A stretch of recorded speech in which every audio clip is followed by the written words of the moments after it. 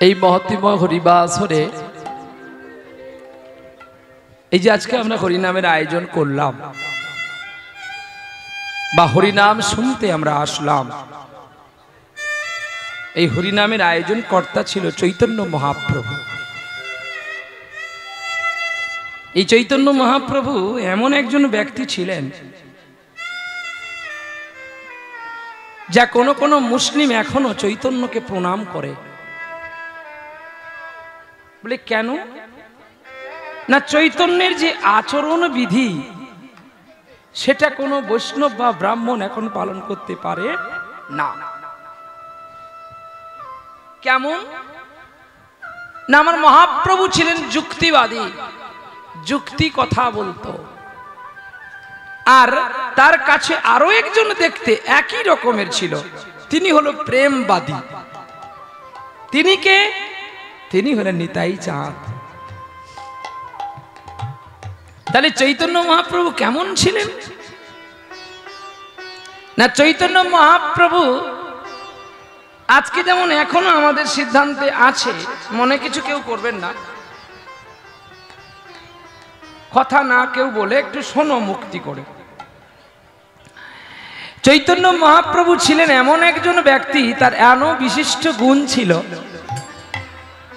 যেমন এখন আমরা হরিনাম গাইলে আমরা বিচার করি, তোমার নাম কি গো, তোমরা কোন আশ্রমে দীক্ষিত, আমরা বলি না? তা আমরা বলি, কেউ আমরা গৌড়ীয় মঠে, কেউ বলি আমরা ইস্কনে, কেউ বলি আমরা কানাই বলাইয়ের কাছে যাই। এই তুমি কালো তিলক পড়েছো, আমরা সাদা তিলক, আমরা বড়। ঠিকই তো। কেউ যদি বলে যে আমি বড় তিলক পড়েছি, সাদা তিলক পড়েছি, আমি বড়, সঙ্গে সঙ্গে ওই স্থান পরিত্যাগ করো, বিতর্কে জড়িয়ে যেও না। জানেন, যিনি মদ খায় সে যেমন পাপী, আর যিনি অহংকার করে সে সমতুল্য পাপী। নিতাই গৌর প্রেমানন্দে হরি বল হরি বল। যে মদ্যপান করে, যে মদ্যপান করে সে যেমন পাপী, যে নেশা করে সে যেমন পাপী, আর যে বিতর্ক করে অহংকার করে সে তেমন পাপী। অতএব যারা বুদ্ধিমান জীবী মানুষ হয় তারা সবসময় যেন চেপে যায়। আর সাধুগুরু বৈষ্ণবের কাছে তারা কি করলো, কে কোথায় থাকলো, সেটা আমার দেখার দরকার নেই। আমি আমার ভালোবাসবো আমার ভক্তির জল দিয়ে। আমি বললাম যখন, আপনি শুনলেন না, আমাকে মালাগুলো পরিয়ে দিলেন। কিন্তু এই মালা তো আর গোবিন্দ পড়তে পারবে না, কিন্তু গোবিন্দের পড়াটা কিন্তু আমি পড়তে পারবো। এই জন্য আমি মালা পরি না। এই মালা নিয়ে অনেক জায়গায় বিতর্ক হচ্ছে, দে পরিয়ে, আমার কি? কিন্তু আমি মালাগুলো পড়ি না, মালাগুলো রাখি আমার ছেলের জন্য। আমার গাড়ির মধ্যে যে আমার দুটি ছেলে আছে, কানাই আর বলাই, ওদেরই জন্য আমি মালাগুলো যত্নে রাখি। তাকে মালা পরলে যে সুন্দরটা লাগে, এ বাঁদরকে কি আর মালা পরালে ভালো লাগে? রামচন্দ্র বনবাস থেকে আপোস করে এসেছিলেন, তখন সকলকে রামচন্দ্র সবকিছু দান করেছিল, আর হনুমানকে মুক্তোর মালা মা জানকী দান করেছিল। মুক্ত চ মালা নচ মর্কটেষু, নচ মর্কটেষু, হ্যাঁ, মিষ্টান্ন গর্ধবে। মানে মর্কটকে যদি বাঁদরের মালা দেওয়া হয় তাকে ভালো লাগবে? আর গাধাকে যদি মিষ্টি দেওয়া হয়, গাধা তার স্বাদ বুঝবে? অন্ধৈষ্য দীপঙ্গবধিরস্য গীতম মূর্খ জনকি ভগবতে কথামৃতম। অন্ধকে যদি আয়না দেওয়া হয় সে যেমন তিলক পড়তে পারে না, তিলক পড়তে পারে না। মূর্খ তেমনি ভাগবতের বিধান বোঝে না, বোঝে না। ভাগবত পড়তে গেলে আহা বারে বাবা, আরে বাবা, সাধু সঙ্গের প্রয়োজন। এখানে দুটো আসন দেওয়ার ব্যবস্থা করো, ওখানেও দুটো আসন দেওয়া উচিত ছিল। বৈষ্ণবের আসন করে দিতে হয়, সকলের আসনে বৈষ্ণব বসে না। তাড়াতাড়ি দুটো আসন, 4টি আসন ম্যানেজ করো। বৈষ্ণবকে আলাদা একটা প্লেস রাখতে হয় আগের দিকটাতে। কেন না, এরাই তোমাদের তরাবে। এদের কত কোটি জন্ম ধন্য জানো? এদের বাবা মা যে গর্ভেটা ধরেছিল, পুত্র মূত্র সম, আবার পুত্র পুত্র সম। বিধান কত সুন্দর দেখো, দুটো নেচে দিলাম, দুটো নাচের গান করে দিলে কীর্তন হয় না। কীর্তন করতে গেলে মহাজন পদাবলী এবং তার বিধান সম্প্রীতি নিয়ে আমাদের প্রত্যেকটি মানুষকে চলতে হয়, তাহলে আমরা কীর্তন শুনে শান্তি পাবো। এই দেখো আমার মালাগুলো এঠ হয়ে গেল, আর বৈষ্ণবদের দিতে পারবো না।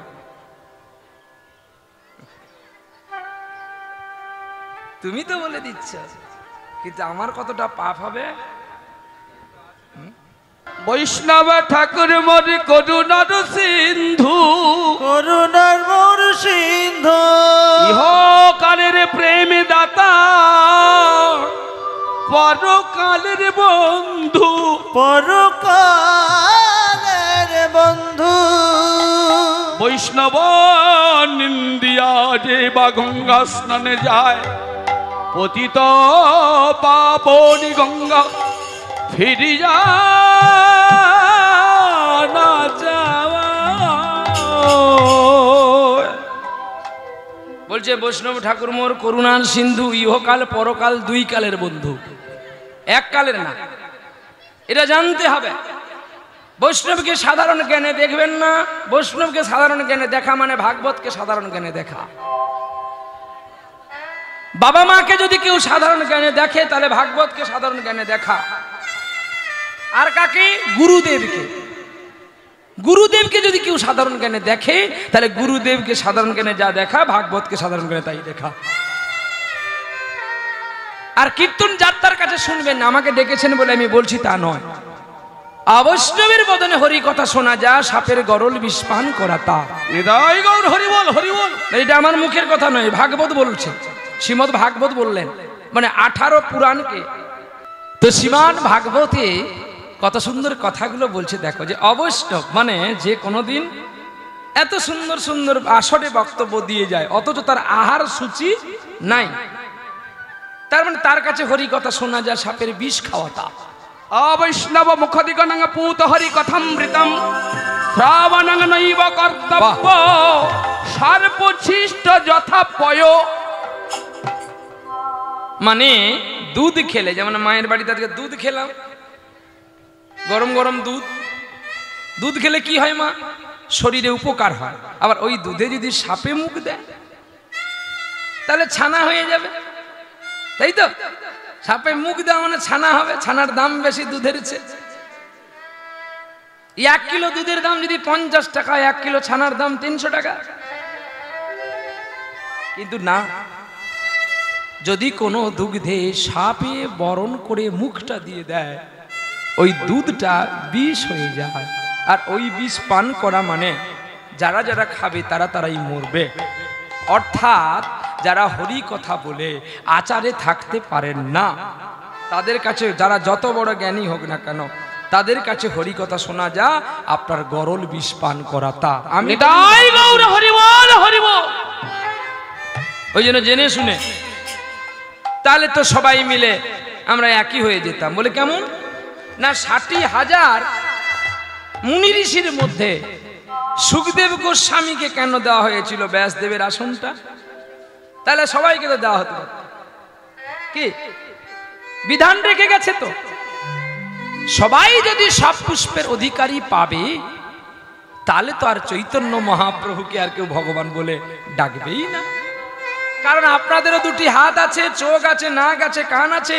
আমার চৈতন্য মহাপ্রভুর নাক, কান, হাত সব আছে, তফাৎ তো কিছু নাই। তাহলে চৈতন্যকে ভগবান বলে সারা বিশ্ব জানলো, অথচ আমাদের কেন জানলো না? তাহলে চৈতন্য মহাপ্রভু এমন কিছু কর্ম করেছিল ভালো। তিনি আদর্শমান ব্যক্তি ছিলেন, যে তিনি জাতির হিংসা করতেন না। মহাপ্রভু মুসলমানকে নিয়ে হরিনাম গেয়েছে, চৈতন্য চরিতামৃতে লেখা আছে। কাজী সাহেবকে নিয়ে, হরিদাসকে নিয়ে হরিনাম গেয়ে বেরিয়েছিল।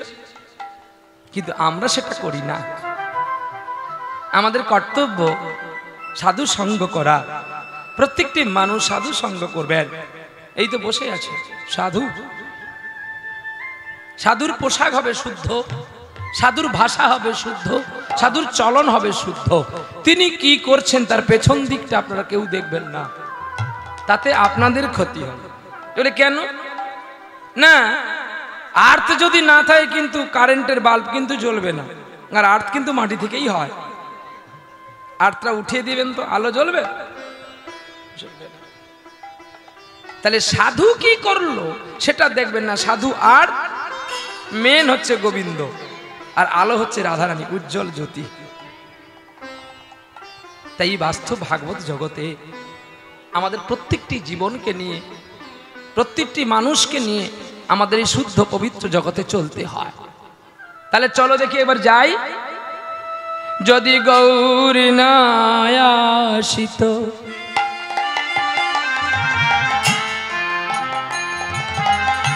কেমনে হইত,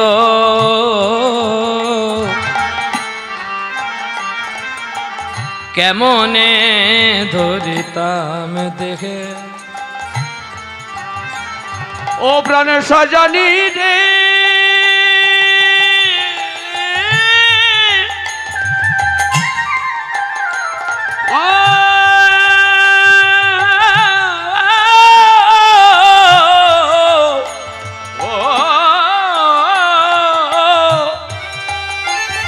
সজনী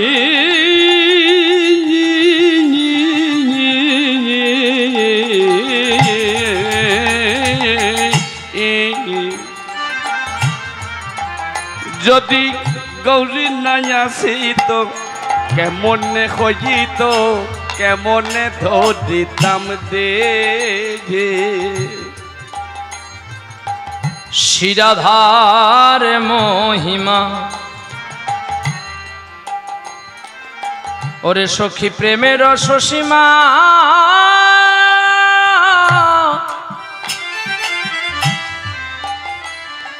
ওরে জগতে জানা তোকে, জগতে জানা তোকে। অগশ্রী রাধা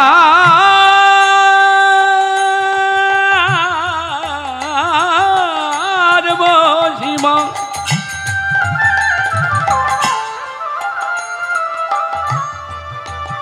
আরে প্রেম রস সীমা,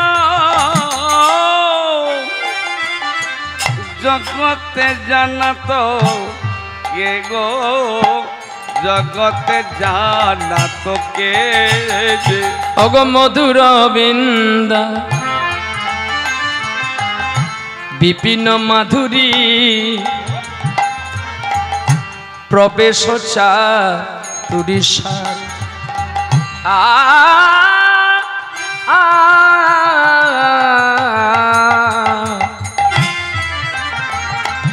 আমার মধুর বৃন্দা হরিবল হরিবল বিপিন মাধুরী ওই না প্রবেশ চাতুরীশা। ওগ বড় যুবতী ভাবের ভকতি, আরে বাদা যুবতী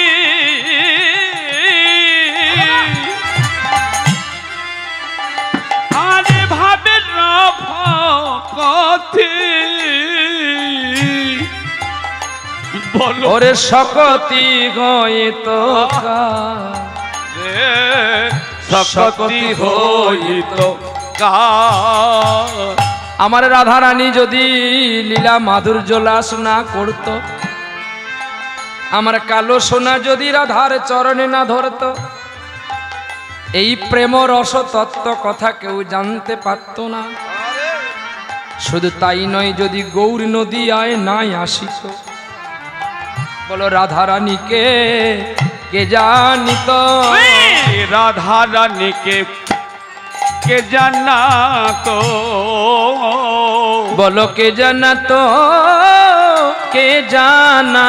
গৌর উদয় যদি না হইত, বলো কে জানাতো, কে জানিতো। গো রাধার মাধুর তত্ত্ব কে বুঝাতো, কে জানাতো, কে জানাতো। বলো জয় রাধে শ্রী রাধে বলে নিতাই গৌরী। জানাতো কে জানাতো আরে গোপনের প্রেম গোপনে রইত কে জানাতো কে জানাতো আরে গোপনের প্রেম গোপনে রইত কে জানাতো কে জানাতো কে জানাতো কে জানাতো গো গো এই ফুল থেকে নবদ্বীপের মাঝে যদি আমার গৌর সুন্দর কালো কৃষ্ণ যদি গৌর হয়ে না আসতো তাহলে রাধারানীর প্রেমের তত্ত্ব আর রাধারানীর যে গত গুণ সেটা কেউ বুঝাতে পারত না। এসেছিল রাধারানীর তত্ত্ব কথা বলবো বলে একজন ব্যক্তি এসেছিল, শান্তিপুরে জন্ম নিয়েছিল, নাম তার অদ্বৈত আচার্য, পারলো না বলতে। এসেছিল একজন ব্যক্তি রাধা ভাব বহিঃপ্রকাশ করবে বলে এসেছিল, বীরভূম জেলায় জন্ম নিয়েছিল, এক চক্র গ্রামে, যার নাম জগৎগুরু নিত্যানন্দ প্রভু। পারলেন ভাব বহিঃপ্রকাশ করতে পারলো না। এসেছিল তিনি যিনি হচ্ছেন স্বয়ং ব্রহ্মা, ব্রহ্মলোকের ব্রহ্মা, চতুর্মুখ ব্রহ্মা, সৃষ্টিকর্তা ব্রহ্মা। খুলনা জেলার বরুণ গ্রাম, এখন সেটা বাংলাদেশ, হরিদাস ঠাকুর রূপে এসেছিলেন, কিন্তু পারলেন না রাধা ভাব প্রকাশ করতে। এসেছিল শিবাস ঠাকুর সমাজ বাড়িতে, পারেন। এরাও তো ছিল ব্রজ থেকে, তো এরাই এসেছে, এরা তো ছিল যখন রাধারানীর সঙ্গে গোবিন্দের মান বিচ্ছেদ চলেছিল। সমস্ত সখীগণ ছিল, ললিতা, বিশাখা, চম্পকলতা, নটদেবী, সুদেবিকা, ইন্দুরিকা, চিত্রা, বৃন্দা, যোগমায়া, সকলে ছিল। আর সকলের মাঝখানেই গোবিন্দকে রাধারানী পায়ে ধরিয়েছিল। তখনই গোবিন্দ রাধারানীকে কি বলেছিল জানো? রাধে, আমি যে তোমার চরণে ধরলাম সেটা কেবলমাত্র শুধু ব্রজবাসী দেখেছে, আর কেউ দেখেনি। এই ভাব আমি আরো বড় করে দেখাবো। আমি যেদিন নদিয়ায় জন্ম নেব, আহা, আমি সেদিন তোমার জন্য কি করব জানো? স্কন্ধে নেব ভিখারি ঝুলি, মুখে করি নামের বলি। স্কন্ধে নেব ভিখারি ঝুলি, আর মুখে বলব নামের বুলি। স্কন্ধে নেব ভিখারি ঝুলি, মুখে করি নামের বলি। স্কন্ধে নেব ভিখার ঝুলি, মুখে বলবো নামের বলি।